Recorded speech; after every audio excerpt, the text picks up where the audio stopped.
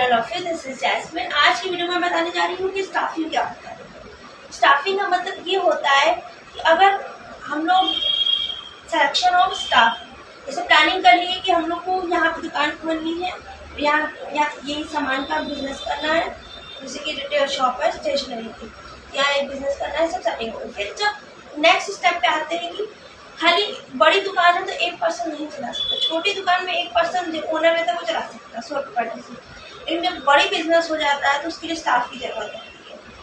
तो भले वो जरूरी नहीं कि वो पार्टनरशिप ही हो, 100 पार्टनरशिप भी बड़ा होता है, उसके हैंडल करने के 3-4 वर्कर, चाहे जैसे बनिया की दुकान में भी वर्कर्स रहते हैं, क्योंकि उसमें तो सबसे ज़्यादा जरूरत रहती है वर्कर्स की, क्योंकि इतना तौलो, फिर उसके बाद इतना दाल दो, इतना चावल दो, दूसरे कस्टमर उसको हैंडल करो, तो वो मालिक चलो भले 2 भाइयों का ही बिजनेस क्यों ना हो, 2 भाइयों मिलकर नहीं कर पाएंगे तो स्टाफ का, क्योंकि किसी कोई एक रहता है जिसको बिल पेमेंट लेना रहता है, जैसे वो अपना सामान ऑर्डर दे दिया, वो सामान ऑर्डर हो रहा है, तब तक आप बिल बता दीजिए कितना है, आपको पैसा दे दो। स्टाफ की जरूरत हमारे बिजनेस में बहुत ज़्यादा होती है।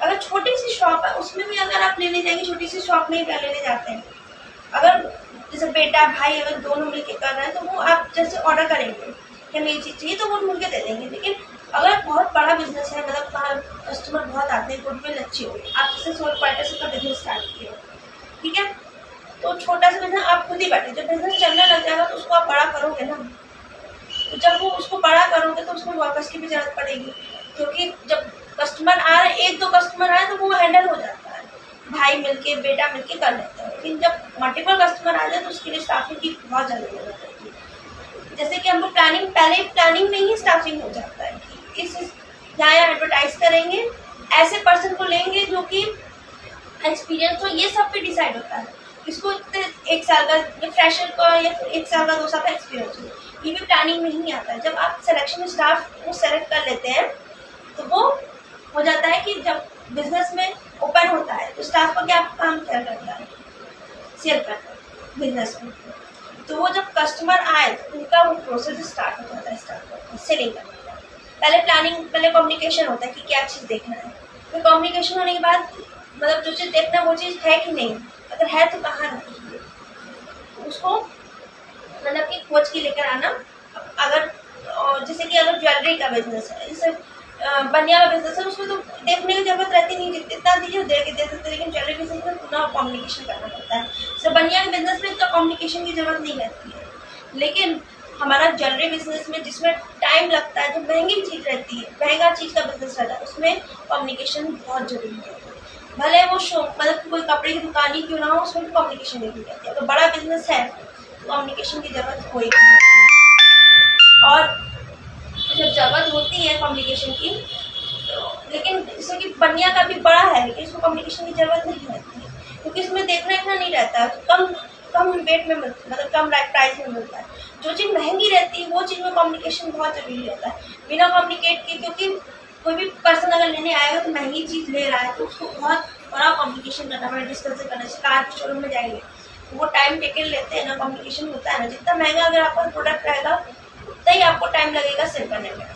तो स्टाफिंग का मतलब ये होता है कि जब स्टाफ लोग बिजनेस जब बड़ा हो जाता है तो स्टाफ लोग की जरूरत पड़ती है, तो स्टाफ लोग को हायर करके उनको, कितने लोग रहते हैं फ्रेशर रहते हैं तो उनको ट्रेनिंग दी जाती है 1-2 दिन 3 दिन के लिए। जो ओनर रहते हैं या पुराने स्टाफ रहते हैं वो उनका देखते हैं 2-3 दिन 4 दिन, उसके बाद फिर अपना स्टार्ट करते हैं। स्टाफिंग का प्रोसेस कब शुरू हो जाता है, जब बिजनेस ओपन होता है, कस्टमर आए तो स्टाफिंग का काम शुरू हो गया। इसके बाद भी कस्टमर गए उसको पूरा, भले वो सामान उस साइड हो, लेकिन वो अगर डील वो कर रहा है तो वही सामान पूरा लेकर आएगा या फिर कोई हेल्प करेगा, लेकिन डील वही करेगा जिसके पास कस्टमर है। बदल नहीं सकते हैं कि आए बैठे फिर उसको हटा के अपना दे, ये चीज़ बहुत गलत है। ये चीज़ पुराने स्टाफ लोग नए स्टाफ लोग के साथ बहुत करते हैं, तो इससे घबराना नहीं है। आप मेन तो ये जान लीजिए स्टाफिंग का जरूरत ये रहता है कि मतलब कि हेल्पर के लिए, और स्टाफिंग में कम्युनिकेशन और रिलेशनशिप बनता है तभी बनता है जब कोई महंगा सामान हो। गोल्ड ज्वेलरी में लोगे ना तो उसको आप वो रिटर्न करने भी आ सकते हैं, तो रिलेशनशिप कभी एंड नहीं होता है। जैसे कार के शोरूम में अगर कम्युनिकेशन होगा, ठीक है, कार के शोरूम में अगर कम्युनिकेशन होगा तो जब सर्विसिंग चाहिए 1 साल का इंश्योरेंस रहेगा, सर्विसिंग का फ्री सर्विसिंग रहेगी 1 साल की, 2 साल 3 साल जो भी रहता है, कनेक्टेड रहता है।